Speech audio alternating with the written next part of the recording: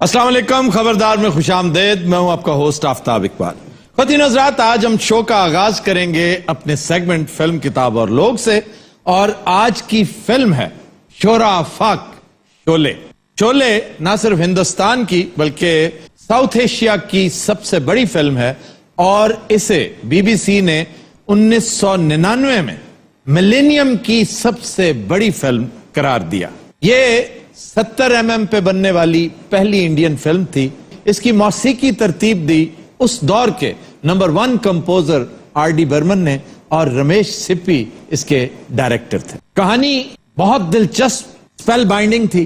आगाज होता है एक देही पुलिस स्टेशन से। इलाके का इंतहाई खौफनाक डाकू गब्बर सिंह पुलिस मुकाबले के दौरान गिरफ्तार हो जाता है।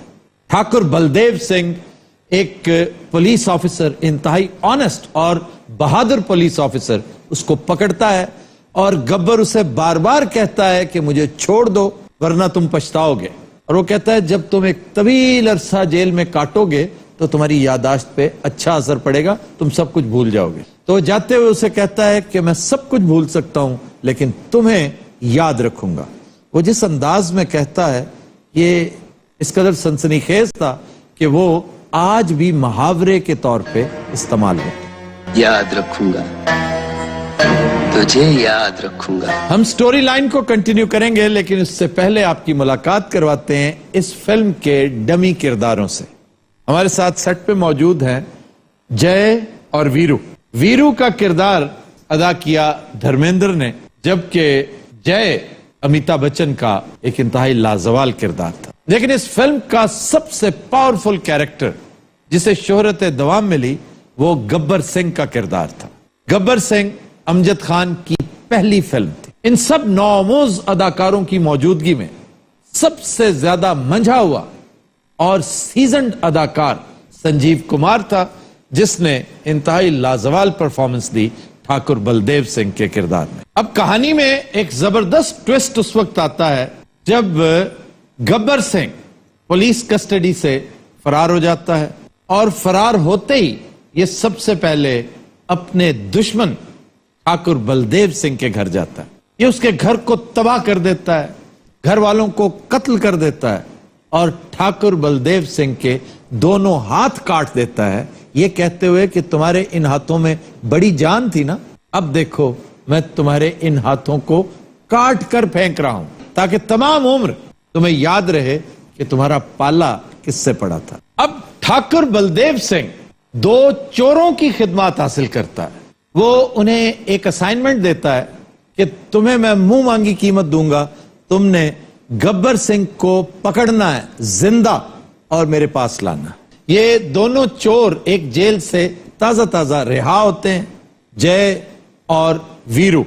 उसके बाद जय इस मुहिम में हलाक हो जाता है, जबकि वीरू उसका इंतकाम लेते हुए गब्बर सिंह को कत्ल करने लगता है। लेकिन ठाकुर ऊपर से आ जाता है और उसे कहता है कि तुम्हारे उसी दोस्त ने मेरे साथ वादा किया था कि इसे जिंदा मेरे हवाले करना, और वो लोहे के बूट इस्तेमाल करते हुए गब्बर सिंह को दोनों बाजुओं से महरूम कर देता है। हम आपकी मुलाकात करवाते हैं गब्बर सिंह से।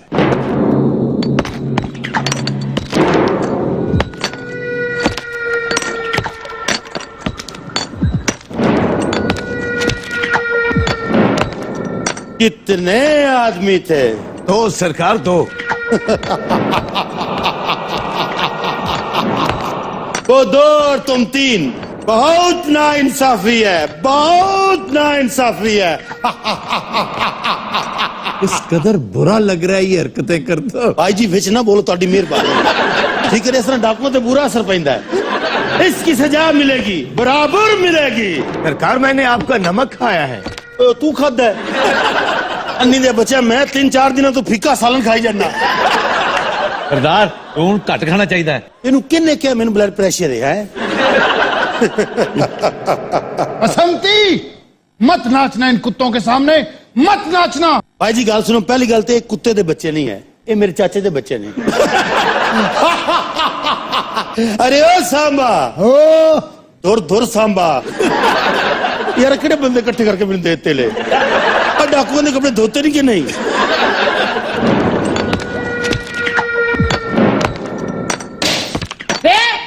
ਜੇ ਮੈਨੂੰ ਸੱਚੀ ਮੁੱਚੀ ਵੱਜੀ ਨਾ ਤੇ ਤੇਰੀ ਮੈਂ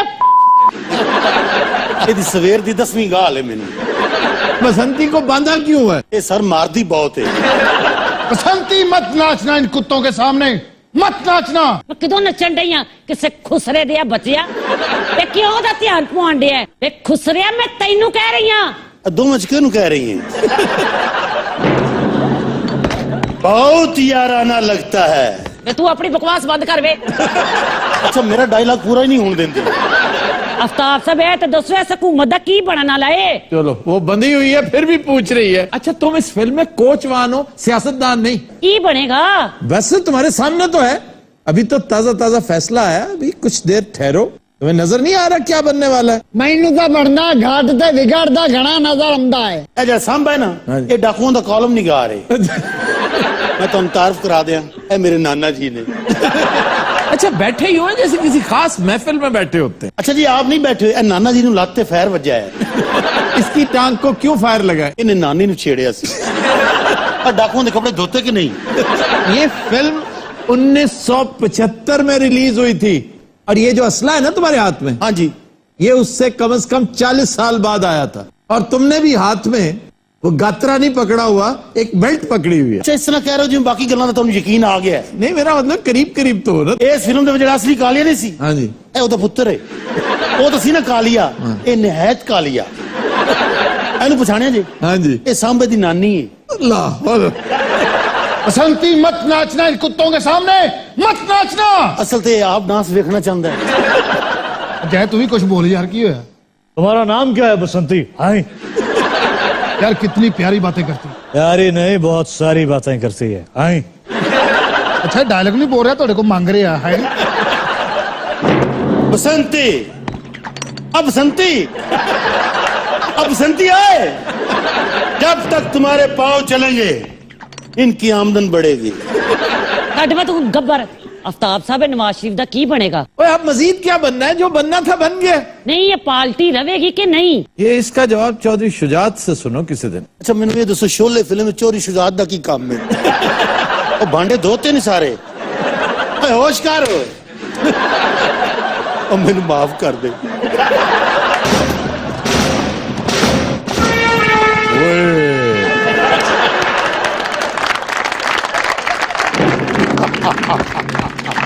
ये हाथ मुझे दे दे ठाकुर तू पकौड़े करने ने यार क्या एंटी क्लाइमेक्स है, हम इतने इम्प्रेस होके बैठे हुए थे। अच्छा शो शुरू हुए इतनी देर होगी, बाहर क्या कर रहे थे? मैं बाहर गली च मांग रहा था अच्छा मंगदा हुन इंज भी नहीं मंगदा मंगदा भी इंज के कब्बर कब्बर ਇਹ ਮੇਰੇ ਹੱਥ ਖੋਲ ਮੇਰੇ ਦੰਦ ਭੰਨ ਕੇ ਵਹਾਵਾ ਲੈ ਉਹ ਆਪਣੇ ਬਟਨ ਨਹੀਂ ਖੋਲ ਸਕਦਾ ਉਹ ਤੇ ਬਸ ਨੂੰ ਹੱਥ ਨਹੀਂ ਦੇ ਸਕਦਾ ਗੱਬਰ ਹੋਰ ਲੈ ਪੰਗੇ ਮੇਰੇ ਨਾਲ ਗੱਬਰ ਐਸੇ ਖੁਰਕ ਕਰੀ ਜ਼ਰਾ ਸਵੇਰ ਦੀ ਚੌਥੀ ਵਾਰੀ ਮੈਨੂੰ ਖੁਰਕ ਕਰ ਬੈਠਾ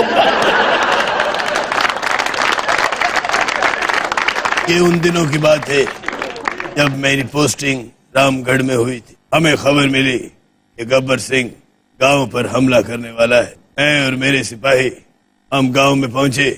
खुरक करी अगली 30 खुरकां बाद गांव पहुंच जाते गब्बर और मैं तो तेरे हाथ फड़ के आप पागल हो गया 2-4 महीने गब्बर मैंने नुआंदा भी रहा। गब्बर ने मेरी बड़ी खिदमत की। मैंने टॉयलेट भी यही ले जाते रहे हर सिर्फ बाहर तक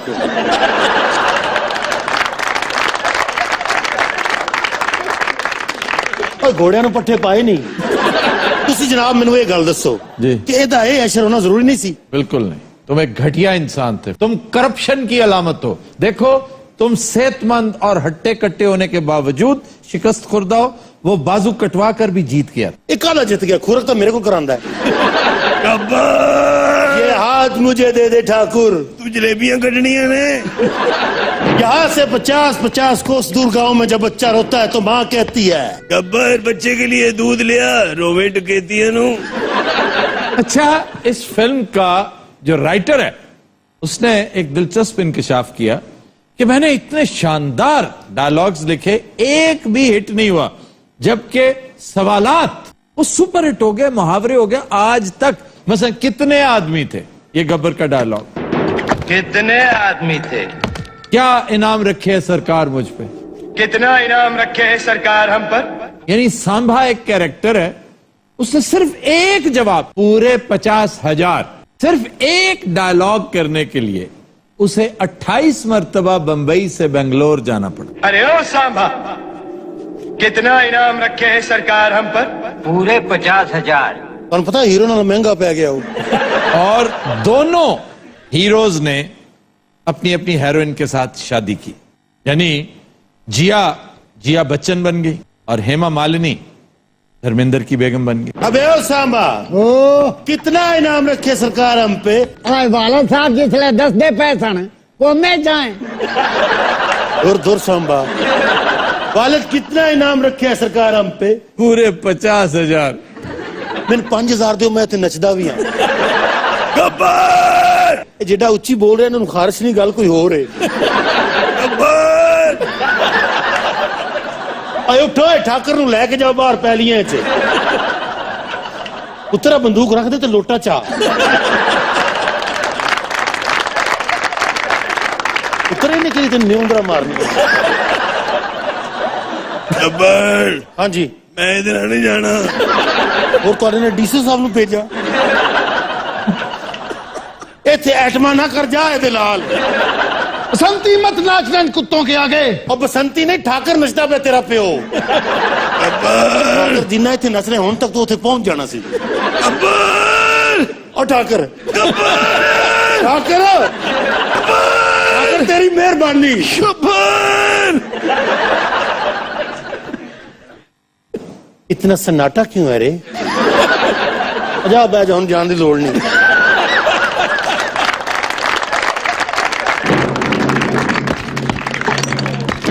रामगढ़ के वासियों बाहर निकलो और मरो। देखो कितनी ठंडी हवा चल रही है, इतने लोग के बैठे हो। अरे ओ सांबा, ओ तेरा खाना खराब होवे, मैंने क्यों बनी आई? तेन कुछ कह रहे हैं, बैठी रहे। गब्बर अच्छा मैं डाकू हूं, तेरी अम्मी नहीं है। ये उन दिनों की बात है जब मैं बेलापुर थाने में था। हमें खबर मिली कि गब्बर और उसके साथी आगे आ जाए। यार ये तुम पहले कर चुके हो ठाकुर। मेरे को 4-5 ही डायलॉग सर पूरे करने। हमें खबर मिली गब्बर और उसके आदमी रामगढ़ गांव को लूटना चाहते हैं। मैं और मेरे चंद सिपाही हमने गब्बर का पीछा किया और आखिरकार गब्बर को दबोच लिया। गब्बर गब्बर इधर खुरकना जी, उसी जगह हम खुरको। गब्बर तो मैं इससे क्या लड़ेगा ठाकुर? नींदिया थूका देना सोटे। तेरे तो हाथ काट के फेंक चुका हूं मैं। सांप को हाथ से नहीं पैरों से कुचला जाता है गब्बर सिंह, पैरों से। ये हाथ मुझे दे दे गब्बर। नहीं, ये हाथ मुझे दे दे गब्बर। नहीं! ये हाथ मुझे दे दे गब्बर।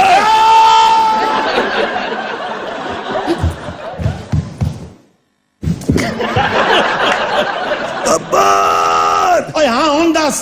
तू खुरक दे भाई नु को ब्रेक ले ले।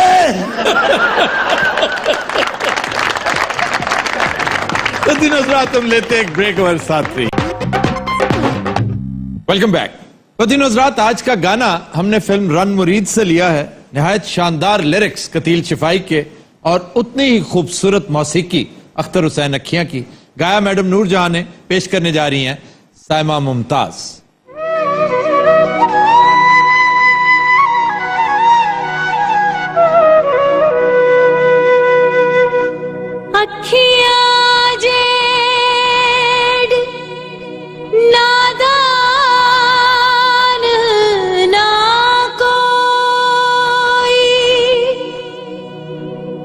जदों लड़न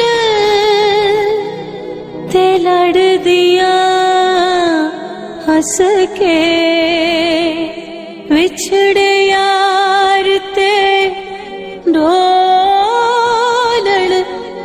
अथरू। हाय बदलिया वांगू वस के, पेड़ा इश्के दारो डाडा पैड़ा इश्के दारो रोल सुट दाए जिंद टुट पैड़ा है डाडा पैड़ा इश्के दारो डाडा पैड़ा इश्के दारो रोल सुट दाए जिंद टुट पैड़ा है डाडा पैड़ा इश्के दारो डाडा पैड़ा इश्के दारो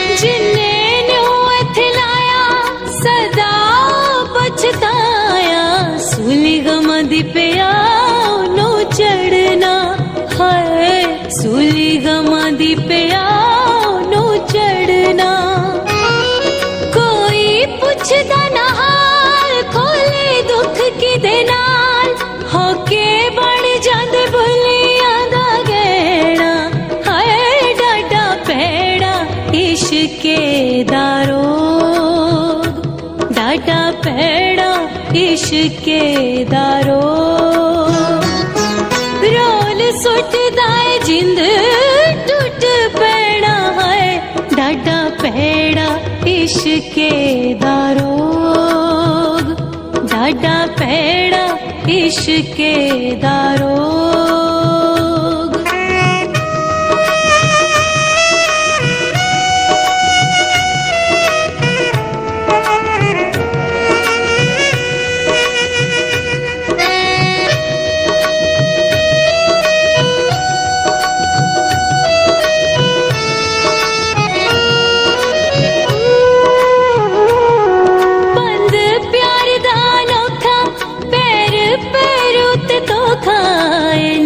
रावण ने हजारा राही लुट ले हाय इना रावण ने हजारा राही लुट ले आया सुख दा नशा हो गई जिंदगी तबाह पिया मोया वांगू ज्यों दे आरेना हाय डाडा पैड़ा इश्के दारो डाडा पैड़ा इश्के दारो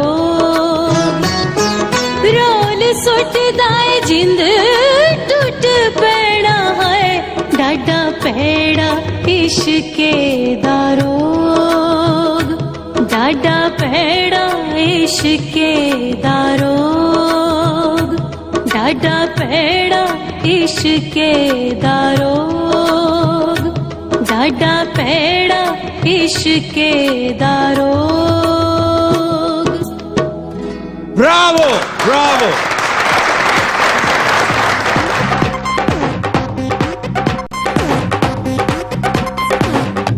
वेलकम बैक। खुदिन हज़रात, हमारा सेगमेंट है इब्ने बतूता और आज का जिला है वस्ती सिंध का इंतहाई खूबसूरत डिस्ट्रिक्ट दादू। ये जिला 1933 में कायम हुआ और इसकी वजह तस्मिया इसके बानी दाद मोहम्मद शाह है। इसकी 4 तहसीलें हैं, दादू, जोही, खैरपुर, नाथन शाह और मेहड़। जिला दादू की हदें जिन अजला के साथ मिलती हैं उनमें लाड़काना, जाम शोरो, नौशहरो फिरोज और खुजदार शामिल है। इस जिले में 2-3 बड़े अहम लैंडमार्क्स हैं जिनकी बिना पर यह दीगर अजला से मुनफरिद और मुमताज नजर आता है। खास तौर पर मंचर झील। मंचर झील एशिया की 3 बड़ी झीलों में शुमार होती है। इसका रकबा 550 मुरब्बा किलोमीटर पर फैला हुआ है। अलबत्ता खुश्क साली के दौरान ये 350 किलोमीटर तक स्क्वीज हो जाता है। एक दूसरा बड़ा अहम लैंडमार्क गोरख हिल स्टेशन है। वो क्या है सर? गोरख हिल स्टेशन सूबा सिंध का वाहिद मकाम है जहां पर बर्फबारी होती है। अच्छा ये? हाँ जी। और इससे वाबस्ता एक अफसोसनाक बात यह है कि गुज़श्ता 30 सालों से हुकूमत सिंध इसे डेवलप करने की इंतहाई नाकाम कोशिश करती आ रही है। उससे एक चीज डेवलप हुई है और वो है करप्ट अफसरों और हुक्मरानों के बैंक अकाउंट्स। वो ठीक ठाक डेवलप हुए, इलाका डेवलप नहीं हो सका। ये हिल स्टेशन वैसे का वैसा है। पर है तो फिर सिंध दा मरी हो गया। जी बिल्कुल ठीक है, और इसे कहा जाता है कि सूबा सिंध का मरी है। और इस मुकाम की बुलंदी कितनी है? बुलंदी इसकी तकरीबन मरी जितनी, 5.5 से 6.5 फुट। ऐसा ही एक मकाम जनूबी पंजाब में भी है और वो है फोर्ट मुनरो। उतनी बर्फबारी होती है जी। फोर्ट मुनरो इंतहाई ठंडा और शानदार मकाम। फिर एक मकाम है यहाँ केर्थर रेंज। केर्थर रेंज चूने के अजीम और शान जखायर की वजह से पूरी दुनिया में मशहूर है। और आप कहते हैं बड़ा खूबसूरत हसीन है, तो इसकी वजह झील और हिल स्टेशन है। ये बहुत बड़े लैंडमार्क्स हैं। इसकी खूबसूरती में बहुत बड़ा रोल है इन दो चीजों का। लेकिन एक पहम जो हुस्नो जमाल है इसका, वो है इसके मशरकी हिस्से में बहता हुआ दरिया सिंध। और दरिया सिंध आज भी मैं समझता हूं उसका सनसेट और उसका सनराइज पूरी दुनिया में शायद कोई और दरिया इतना हसीन, इतना होशरुबा हो ही नहीं सकता। सर तुसी तो कहंदे हो बड़ा तगड़ा दरिया है, सिंध ते बड़ी खामोशी दे नाल ही टुर जांदा बेचारा। उथे जरदारी साहब जो ने इसका क्या मतलब है कि जरदारी साहब जो है? सर जरदारी साहब को जेड़ा भी लंघदा है ना, एक तो खामोशी नाल और दूजा इतिहास नाल। की जरदारी साहब दरिया सिंध की जेब कट लेंदे ने? दरिया सिंध की जेब कटी जरूर है, लेकिन यहां नहीं, पीछे से। अच्छा जी। कारगिल के पास बहुत बड़ा लॉस हुआ है हमें। एक नाला जो दरिया सिंध में गिरता था उसका रुख मोड़ दिया गया है। ये तो सारा सीधा कुछ कीता क्यों नहीं? इसलिए कि हमने प्यार मोहब्बत भी तो करना है ना इंडिया के साथ। उसके साथ अहदो पैमा कर रखे हैं। हमारे हुक्मरानों के बड़े रिलेशंस हैं उनके साथ। और छोड़ो उसे, वो तो हमारे पास नहीं है ना। जो हमारे पास था उसका हमने क्या कर लिया। आधे दरिया सिंध तास मायदे के तहत इंडिया को देने के बावजूद हमारे दरियाओं में जो कैपेसिटी थी पावर जनरेशन की वो 1,20,000 मेगावाट थी। लेकिन देखो हम आज भी कहां धक्के खाते फिर रहे हैं। हम हाइडल पावर की तरफ जाते ही नहीं है, हम आज भी थर्मल पावर के चक्कर में। और मैंने मिसाल दी थी कि हम सोना खर्च करके चांदी खरीद रहे हैं। अच्छा आपको पता है कि दरिया सिंध का ओरिजिन क्या है, कहां से आता है? सर मैं उदो सुता हूं जो आंदा है। दरिया सिंध कारगिल के मकाम से बल्तिस्तान में दाखिल होता है। और आपको पता है इसका मकामी नाम क्या है? क्या सर? शेर दरिया। वाह। इसको शेर दरिया कहते हैं, इसको अबासीन कहते हैं, दरियाओं का बाप। फिर शिगर और खपलू के करीब ये बहुत बड़े संगम में कन्वर्ट होता है। श्योक इसमें गिरता है। बहुत हसीन मंजर है वो। ये दुनिया का सबसे हसीन संगम है। उसके बाद फिर ये स्कर्दू में दाखिल होता है और वहां पर ये बहुत चौड़ा हो जाता है, बहुत बड़ा लगता है। सारा स्कर्दू इस दरिया में सुमो दिया गया है। फिर उसका रास्ता सारे का सारा ये जो शारा रेशम के साथ साथ बिशाम तक आता है। रास्ते में दासू जैसे मकाम, थाकोट जैसे मकाम आते हैं। और थाकोट का ब्रिज, उसके ऊपर खड़े होके दरिया सिंध, अगर तुम कह रही हो ना वो ताकतवर, अगर वो देखना है तो थाकोट के मकाम पे देखो। अच्छा जनाब अब जिला दादू वापस आ जाए। हाँ जी। फिर यहाँ खुदाबाद शहर के खंडरात हैं, आसारे कदीमा है। 17वीं सदी में कलहूड़ों ने इस शहर को आबाद किया और 18वीं सदी के अवाखिर में टालपुर्स ने आके इस शहर की ईंट से ईंट बजा दी। अच्छा जनाब मंशर झील के बिल्कुल साथ एक फ्लोटिंग विलेज है, यानी हमेशा कश्तियों के ऊपर रहते हैं ये लोग। जैसे एक बड़ा मशहूर यूरोपीय शहर है वीनस। वेनिस है, वीनस। वेनस। वीनस सिनेमा हो गया। वीनस एक सितारा है, उसको जोहरा कहते हैं। वेनिस शहर है इटली का। इस गांव में मोहाना ट्राइब के लोग रहते हैं और ये कश्तियों के ऊपर ही अपनी जिंदगी कश्ती, वो घर है। अच्छा। कश्तियों के ऊपर। मोहानी कभी नहीं सुना? मौलाना हसरत मोहानी तहरीके पाकिस्तान के बड़े सरगर्म रुकन भी थे और मुस्लिम लीग के अकाबरीन में भी शामिल थे। नहीं हांडी रोटी भी वेची करते ने जी, हर चीज। वो शादी की तकरीबात, फंक्शंस, नाच गाने, यहाँ पर मसाजिद कश्ती में है। यानी नमाज कश्ती में होती है, स्कूल्स कश्ती में, हॉस्पिटल्स कश्ती में। पूरे अच्छी गल है, किसी ने नाराजगी घर दूर ले जाओ। ये वैसे गलत गल है, वो बनी होती है, वो लैदा नहीं हो सकती। मतलब आप यही समझते हैं कि वो बांधी होती है, वो साथ साथ खड़ी होती है और सुबह सुबह सब शिकार पे निकलते हैं, बेपनाह शिकार होता है वहां पे। और फिर एक बहुत बड़ा एनवायरमेंटल हैजर्ड ना सिर्फ मंचर लेक बल्कि इस पूरे के पूरे इकोसिस्टम को बर्बाद कर रहा है, वो है फर्टिलाइजर्स और इंडस्ट्रियल वेस्ट जो सीधी मंचर झील में फेंकी जाती है। फिर एक मस्जिद है यहाँ पर, खुदाबाद की मस्जिद, बड़ी मशहूर। ये कदीम शाही मस्जिद कहलाती है।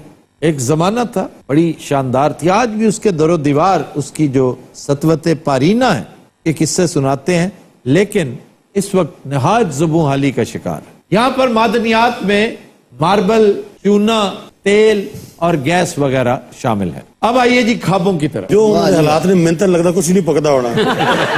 उसकी रहन रहन तो फिश खाते होंगे किश्तियों पे सारा जिला दादू नहीं रहता। ये वो गांव है जहां मोहाने रहते हैं। अगर आप देखें तो आपके अपने लैया में यही मोहाने हैं दरिया सिंध के ऊपर, जिनका बहुत तफसील से जिक्र कर रखा है याहिया अमजद ने अपनी किताब में। अच्छा सर ख्वाब। अच्छा जी, उग्गम हलवा। हाँ जी, उग्गम हलवा। उग्गम हलवा, इसके दो तरीके हैं बनाने के। एक तो सिर्फ दरख्तों की गूंद इकट्ठी करके, कुछ साल से बनता होएगा, गूंद इकट्ठी करके इसे चीड़ वाला, चीड़ लचकीला हलवा कहते हैं। इसमें बड़ी लचक होती है, इसमें बड़ी वाइब्रेशन होती है, वो थरकता नहीं होता। जो बंदा खाता ना वो भी हिलता रहता है। और एक वो है जिसके अंदर खोया, दूध और मुकव्वियात शामिल किए जाए। वो सही। इसलिए कि आप पंजाब से है ना, आप इसी को प्रेफर करेंगे। ये तो सर तुसी खाते हाँ जी, केड़ा गूंद वाला? दोनों खाए हुए हैं और आप यकीन नहीं करेंगे, वो जो दूसरा है वो ज्यादा मजे का है। गूंद वाला? वो जो गूंद वाला, तुसी हमेशा औखी चीज खादी है। सर ये तो हलवा वाइब्रेट करता रहता है, तो चम्मच पे कैसे चढ़ा, कैसे खाया आपने? उन्होंने बेहोश करके खादा सी। तो सर ये आसानी से मिल जाता है? हाँ जी, और क्या, हैंड्स अप कराना पड़ता है। 1200 रुपए किलो है, आप जब चाहे खरीद लें। तो सारे तो फिर ना मिलने वाली गल हुई ना। आपका क्या ख्याल है, मुफ्त मिल जाए? नहीं सर, को रियायत करो, मैं गरीब आदमी हूँ। मैं दुकानदार। वो समझता तुझे इतने हलवा लाया है। असली हलवाई होते नहीं, आगे एक और चीज, फ्राइड फिश, दरिया सिंध की पल्ला मछली। इसकी खूबी है कि आप फ्राई करके भी खाएं, नहायत शानदार। आप सालन की यानी करी के साथ बनाएं, चावल के साथ खाएं, रोटी के साथ खाएं, एक्सीलेंट टेस्ट। सर वो जो मछली उल्टा चलती है वो कौन सी होती है? ट्राउट। वो तो दिमाग खराब है। वो सिर्फ और सिर्फ शदीद ठंडे और साफ पानी में रह सकती है। जब वो डाउन स्ट्रीम जाती है तो पानी का दर्जा हरारत बतदरीज बढ़ना शुरू हो जाता है, उसे गर्मी महसूस होती है, उसे बर्फीला पानी चाहिए होता है। वो सच पूछें तो बर्फ के नीचे रहती है। फिर दूसरा गदला पानी, उसको सख्त नापसंद है। वो फिर जो ही देखती है कि मामलात खराब हो रहे हैं, उल्टे पांव वापस कर वापस। अरे मिर्जा साहब ने एक बार ट्राउट मच्छी फड़ी सी। अच्छा, वो इन्होंने वेख के मार गए।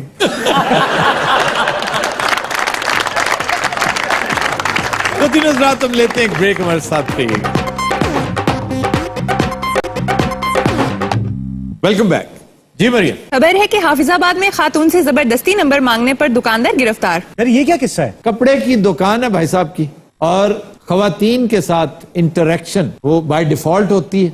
बहुत कम लोग होते हैं जो बाकिरदार होते हैं, इंटेग्रिटी वाले होते हैं, दूसरे की इज्जत को अपनी इज्जत समझने वाले। वो ये भूल जाते हैं कि आप बैठे कहाँ हुए हैं, आपका रिज्क उस जगह के साथ वाबस्ता है। उस रिज्क में बरकत के लिए ना सिर्फ आप दुआएं करते हैं बल्कि दुआएं करवाते हैं। तो फिर उस जगह की बेहुरमती आप किस तरह करते हैं, उसकी सैंक्टिटी को, उसके तकद्दुस को आप कैसे पामाल करते हैं। ये हरासमेंट के खिलाफ जो हमारे यहाँ कानून साजी हुई है, मैं इस पे हमेशा अप्रिशिएट करता हूँ। यही हरकत अक्सर होती है, कोई नई बात नहीं, जनरल स्टोर्स पे होती है, ज्वेलर्स के यहाँ ये मामला चलता है, और कपड़े की दुकानों पर तो अक्सर ऐसा होता है। सर यहाँ पर तो दस्तकारी स्कूल की खवातीन भी आया करती हैं। जी वो आया करती थी, क्योंकि बिल्कुल करीब है एक दस्तकारी स्कूल, वोकेशनल होम्स नहीं होते। जी जी। ये खवातीन अक्सर आया करती थी, लेकिन बावजूद कुछ अरसे से उन्होंने आना जाना बंद कर दिया। लेकिन पिछले चंद हफ्तों से एक मुलाजमा आया करती थी मुस्तकिल। तो इन साहब ने इंसिस्ट किया, जी मुझे अपना नंबर दे। मैं नंबर कैसे दे दूं अपना, मैं क्यों दूं? तो बार बार उसे तंग करता था, हत्ता कि उसने ये तक कह दिया कि आप आया ही ना करो, मेरी दुकान पे ना आया करो। मैं फिर 15 पे फोन किया, फिर आके नंबर देता, पुलिस पकड़ के लेगी। फिर माफिया, तरले, मिन्नतें और बहुत से लोग बीच में पड़ गए। इस पूरे मामले में जो हुआ है वो जग हसाई है, इज्जत खाक में मिल गई, लेकिन बेशर्म लोगों पे इसका असर नहीं होता। सर गल सुनो सर, मामले की तहकीकात करूं तो बगैर तुम मैनूं कह रहे हो। पहले तो ये बताएं कि आप कौन है, और ये बेगम साहब है आपके साथ बैठी। है खुदा ना खास्ता सर, मैं दी बेगम क्यों होने लगी? अच्छा, आप कौन है, हमसाई हैं क्या है? सर मैं दस्तकारी स्कूल दी हेड मिस्ट्रेस हां। अच्छा अच्छा अच्छा। सर इन्हां नाल मेरा 20 साल दा तल्लक है। ओए अच्छा, वे केड़ा तल्लक है वे? एक कपड़ा लेना आंदे सन मेरे। अच्छा, ये है वो मुलाजमा? है नहीं सर। सर ये ना मेरे से नंबर मांगता रहता था। आते नंबर ते मंगना है कि ओदे हास के वेखना तूने तो गलतफहमी होनी है ना। अच्छा, ये क्या है, ये मुलाजिम है आपका? सर ए मेरा मुलाजम है ते ए मेरा साबिक मुलाजम है। अच्छा। इन मैं कर दिता सी, चरस पींदा सी। क्यों भाई? और सर झूठ पे मारदा है, मैं इनके खिलाफ दिती गवाही तो तू मेरे तो चरसा करता पिया। नाम क्या है आपका? अनवर परदेसी है जी। तो आपने इसके यहाँ मुलाजमत छोड़ी क्यों? ये ना ही हरकता तो जी खड़ोंदा तो है कहीं नहीं। दूर दूर प्रदेसी। सर मेरे महल्ले च किसी ने पूछ लो कि डार साहब कैसे ने। मैं उनसे पूछता हूँ, परदेसी साहब डार साहब कैसे हैं? डार साहब बड़े चंगे होंगे नु, पर आ जेड़ा ना बड़ा खबीस है। सर ताड़ी दो हत्थां नाल वजदी है। सर मेरे को जो सूट लैके जाते सन, अच्छा। एक एक्स्ट्रा सूट मैं इन्होंने दिंदा सी। बाजी ये झूठ बोल रहा है, मैंने ऐसे कभी नहीं किया। नहीं नहीं, एहो जी कुड़ी नहीं हैगी सर, की पे कर दियो? ਤੁਹਾਡਾ मेरा 20 साल तो वे तल्लक है। केड़ा तल्लक है, तेरा खाना खराब होवे, क्लियर कर रहे थे। बाजी सी महल्लेदार है, नाल नाल रहंदे हैं। तो फिर यूं करो ना बाजी। तू बच्ची को फोन नंबर किवें मंगया? ਇਹ ਮੇਰੀ ਆਦਤ ਨਹੀਂ ਕਿਸੇ ਔਰਤ ਕੋਲ ਮੈਂ ਨੰਬਰ ਮੰਗਾ। ਤੁਸੀਂ 20 ਸਾਲ ਤੋਂ ਆ ਰਹੇ, ਕਦੀ ਤੁਹਾਡੇ ਕੋਲ ਮੰਗਿਆ ਹੈ? इसे गल ते बाजी नु गुस्सा है। नहीं, वैसे आपने कभी इससे रियायत ली है कपड़े में? सर जो भी रियायत मिलती है मुझे थोड़ी मिलती है, स्कूल को मिलती है। बाकी वो तो स्कूल के लिए कपड़ा खरीदती। सर मेरी गल सुनो, फर्ज करो कि ਤੁਹਾਡੀ कपड़े की दुकान है। अच्छा। अगर कोई लड़की ਤੁਹਾਨੂੰ ਕਹੇ कि ਐਂ ਤੁਹਾਡੇ ਹੱਥ ਤੇ ਕਹੇ कि ਉਹ सूट ला ਦਿਓ। हाय मैं मर गई, मैं तुम्हारे हाथ पे हाथ रखूंगी। तुमने अपनी शक्ल देखी है गैंडे के बच्चे? ਹੁਣ ਵੇਖੋ ਨਾ, ਬਾਜੀ ਤੇ ਮੇਰਾ 20 साल ਦਾ ਤल्लक है। वे केड़ा तल्लक, तेरा खाना खराब होवे।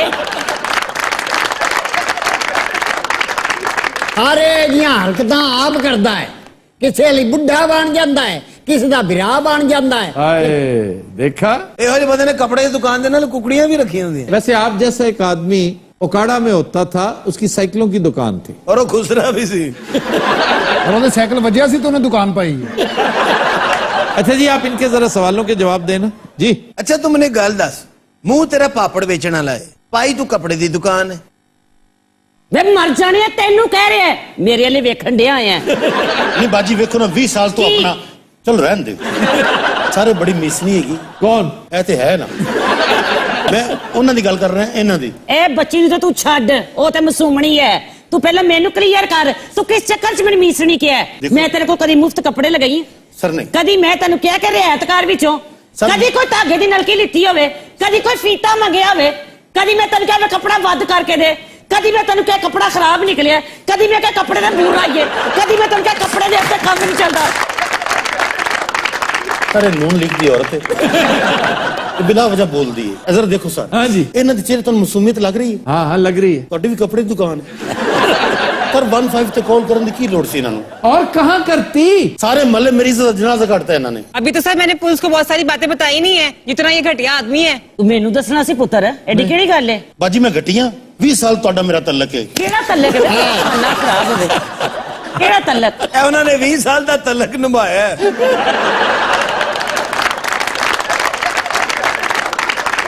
ਸਰ ਨੰਬਰ ਮੈਂ ਇਸ ਵਾਸਤੇ ਮੰਗਿਆ ਹੈ ਕਿ ਹੋ ਸਕਦਾ ਕੱਪੜੇ ਕੋਈ ਸ਼ਿਕਾਇਤ ਹੋਵੇ, अच्छा ਇਹਨਾਂ ਦੀ ਕਾਲ ਆਵੇ, ਉਹ ਮੈਂ ਅਟੈਂਡ ਕਰ ਲਵਾਂ। अच्छा। ਕੀ ਸ਼ਿਕਾਇਤ ਹੈ? ਅਨਨੋਨ ਨੰਬਰ ਤੇ ਮੈਂ ਚੁੱਕਦਾ ਹੀ ਨਹੀਂ। ओए होए होए, वाकई बहुत बड़े सेलिब्रिटी हो ना तुम। ਸਰ ਅਗਰ ਮੈਂ ਗਲਤ ਹੁੰਦਾ ਤੇ ਪੁਲਿਸ ਨੇ ਛੱਡਿਆ ਕਿਉਂ ਮੈਨੂੰ? पुलिस नाल साथ बात करके जी बाहर आया है, ये इंसाफ होंदा ते लित्तर पंदे सारा जग वेंदा। पुलिस वाले ने इन्हू लम्मे पा के ਤੁਹਾਡਾ ਸਾਡਾ 20 ਸਾਲ ਤੇ ਤਲਕ ਹੈ। ਸਰ ਮੇਰੀ ਗੱਲ ਸੁਣੋ, ਇਹਨਾਂ ਨੂੰ ਪੁੱਛੋ ਜਦੋਂ ਆਏ ਨੇ ਮੈਂ ਜੂਸ ਮੰਗਾਇਆ ਇਹਨਾਂ ਲਈ। क्यों जूस मंगाओ, तुम्हारी खाला है वो। ਸਰ ਮੈਂ ਖਾਲਾਂ ਦੀ ਗੱਲ ਨਹੀਂ ਕਰ ਰਿਹਾ, ਕੁੜੀ ਦੀ ਕਰ ਰਿਹਾ। वे तेरा खाना खराब होवे, बेड़े घर कोणी। अच्छा खाला जी लड़की दी फाइट करनी अपनी करना है। ਔਰ ਇਹ ਅਨਾਰ ਦਾ ਜੂਸ ਇਹਨੇ ਸ਼ੌਕ ਨਾਲ ਪੀਂਦੇ ਨੇ, ਤੁਹਾਨੂੰ ਮੈਂ ਦੱਸ ਰਿਹਾ। अच्छा, आपने पुलिस क्यों कॉल किया? आपने अपनी एडमिनिस्ट्रेस को क्यों नहीं बताया? अच्छा सर, मुझे पता है क्या लगता है, इन दोनों का आपस में कोई मामला होगा। अच्छा तो ये दुकानदार कोई अहदो पैमा करके मुकर गया होगा। अच्छा। फिर उस बेचारी ने सोचा होगा और कुछ नहीं तो मैं इसे बेइज्जत तो करूं। तेनों कैसी गाल कर, तू हाथ लेकर ला। नहीं नहीं, उसकी बात में बड़ा वजन है। और बहुत ज्यादा वजन है। सर ਹੁਣ ਤੁਸੀਂ ਦੱਸੋ ਮੇਰੀ ਉਮਰ ਹੈ ਸ਼ਾਦੀ ਦੀ ओ इसका मतलब है कैफी ठीक कह रहा था। हाँ जी ਇਹਦਾ ਵੀ ਨੰਬਰ ਮੰਗਿਆ ਇਹਨੇ ਇੱਕ ਦਫਾ है नहीं प्रवीण गल इथों तक पहुंच गई सी। बस जी आप खुद बताएं ये इस काबिल है? आप तो खुद इसे 20 साल से जानती हैं। ਇਹੋ ਜਿਹਾ ਬੰਦਾ ਉਮਰ ਸੁੱਤੇ ਪੇ ਤੋਂ ਆਣਾ ਖਾ ਰਿਹਾ ਹੁੰਦਾ ਸਰ ਹੁਣ ਮੇਰੀ ਉਮਰ ਹੈ ਸ਼ਾਦੀ ਦੱਸੋ ਤੁਸੀਂ सर ये मुझसे शादी की दरखास्त करता रहता था हर वक्त। ये ना कहता था कि मैं अपनी बीवी से बड़ा तंग हूँ। ਤੇ ਉਹ ਅੱਗੋਂ ਕਹਿੰਦੀ ਸੀ ਅਗਰ ਮੈਂ ਜ਼ਿੰਦਾ ਬੱਚੀ ਤੋਂ ਸ਼ਾਦੀ ਕਰੂੰਗੀ ਸਰ ਇਹਦੀਆਂ ਮੈਂ ਬੜੀਆਂ ਫਰਮਾਇਸ਼ਾਂ ਪੂਰੀਆਂ ਕੀਤੀਆਂ ਨੇ क्या फरमाइशें पूरी की? ਸਰ 5 ਮੈਂ ਗਲੂਕੋਸ ਦੀਆਂ ਬੋਤਲਾਂ ਲਵਾਈਆਂ ਨੇ ਇਹਨੂੰ ਆਂਦਿਆਂ ਵੇਖ ਕੇ ਮੁਲਾਜ਼ਮ ਡਾਕਟਰ ਲੈਣ ਚਲਾ ਜਾਂਦਾ अच्छा जी, ये जो पीछे मुलाजिम बैठा है ये आपका बड़ा वफादार है? ਸਾਰੇ ਮੇਰਾ ਬੜਾ ਵਫਾਦਾਰ ਹੈ ਇਹ ਪਰਦੇਸੀ ਤਰ੍ਹਾਂ ਬੇਸ਼ਰਮ ਨਹੀਂ ਹੈਗਾ अच्छा, इस मुलाजिम के क्या क्या फराइज मनसबी थे? ਹਾਂ ਧਿਆਨ ਰੱਖਣ ਤੋਂ ਇਲਾਵਾ सर जी बहुत अच्छे आदमी ने मेरा इन्हों का 20 साल का तलक है ये आपको कहाँ से मिला था? ਇਹ ਰੂੜੀ ਤੋਂ ਲੱਭੇ सर मैनू तो लड़की सच्ची लगी ਔਰ ਬਿਮਾਰ ਵੀ ਸਰ ਇਹਨਾਂ ਮੈਨੂੰ ਫਰਮਾਇਸ਼ ਕੀਤੀ ਸਰਗੋਦਾ ਰੋਡ ਤੇ ਮੈਨੂੰ ਫਾਰਮ ਹਾਊਸ ਲੈ ਦਿਓ ये किसकी बात कर रहे हो? सर ये गल करे और मेरी करेगा। उस बेचारी को तो फार्म हाउस का पता भी नहीं होगा। तुसी बड़ी स्टैंड ले रहे हो जी। क्यों, आपको पता है फार्म हाउस क्या होता है? नहीं जी वो क्या होता है? लो, ਆਲਾ ਜੀ ਨੇ ਫਾਰਮ ਹਾਊਸ ਨੇ ਸਰਗੋਦਾ ਰੋਡ ਤੇ ਇਨਹੇਲਰ ਮੰਗਿਆ ਤੁਸੀਂ ਉਹਨੂੰ ਸਮਝਾਓ ਦੱਸੋ ਕੋਈ ਗੱਲ ਦੇਖੋ ਤੁਹਾਡਾ ਮੇਰਾ 20 ਸਾਲ ਦਾ ਤਲਕ केड़ा तेरा खाना खराब दे पुत्रा मैं कह रही हूं ना सामने ना गल कर बेड़ा कर को भाई कह भैन मैं तेरी बड़ी बोलदा नहीं मैं बाजी है तेरी गल कर कह दे मैं तेरी भैन बड़ी कह बड़ी भैन तेरी ਨਹੀਂ ਤੁਹਾਨੂੰ ਭੈਣ ਨਹੀਂ ਕਹੇਗਾ क्यों ਕੋ ਮੇਰੀ ਦਾਦੀ ਹੈ वैसे लड़की मैंने मासूम लग रही मासूम हैगी है बड़ा गरीब बतख का मुंह है सर मेरी तो एक दरख्वास्त है जी। इस मनहूस बुढ़े नु कड़ी तो कड़ी सजा मिलनी चाहिए वे तेनू कह रहे मर जानिया। तो जी नज़रात, आज के शो का वक्त खत्म हुआ। आपसे मुलाकात होगी इंशाल्लाह नेक्स्ट वीक। इजाजत दीजिए, अल्लाह हाफ़िज़।